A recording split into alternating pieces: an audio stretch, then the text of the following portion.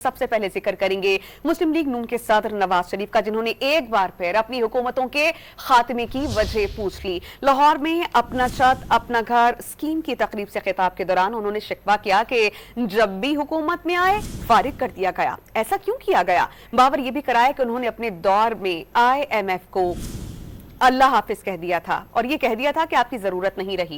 ये खून खराबा और पंजाब और खैबर पख्तूनख्वा को लड़वाना चाहते हैं। आपने खैबर पख्तूनख्वा के लिए क्या किया? कौन सा तीर चलाया जिसके बाद आप अब पंजाब आ रहे हैं?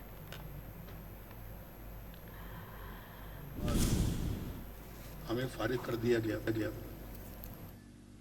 फिर आए, फिर आधा वक्त भी अभी अपना पूरा नहीं किया तो फारिग कर दिया गया, फिर आए तीसरी मर्तबा, मुश्किल से अभी आधा वक्त पूरा किया था फिर फारिग कर दिया गया।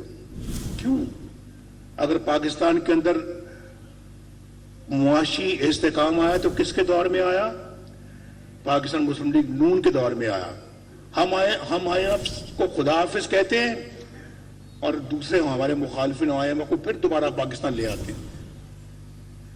और वो IMF पाकिस्तान के अंदर जो चाहती है वो कहती है जी कि ये नहीं करना, हुकूमत को करना पड़ता है, ये मानना पड़ता है। लेकिन हमने IMF को हाथ मिला के कहा अच्छा थैंक यू वेरी मच, अब आपकी जरूरत नहीं है हमें।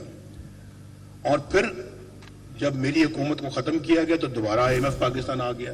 इलाज मुआवजे के लिए वहां के KPK के लोग पंजाब में आते हैं, हम उन्हें अपने सीने के साथ लगाते हैं। जो इलाज के लिए आते हैं, आए, आपका मुल्क है, आपका सूबा है, लेकिन आप अपने सूबे की हुकूमत वालों से पूछें, आप उन लोगों से भी पूछें जो जेल में बैठे हुए हैं कि आपने हमारे सूबे के लिए KPK के लिए क्या किया है। आंसू गैस के शेल लेकर आते हैं ताकि पुलिस के ऊपर बरसाए जाएं और इनको जख्मी किया जाए, इनको अब जो है वो डराया धमकाया जाए।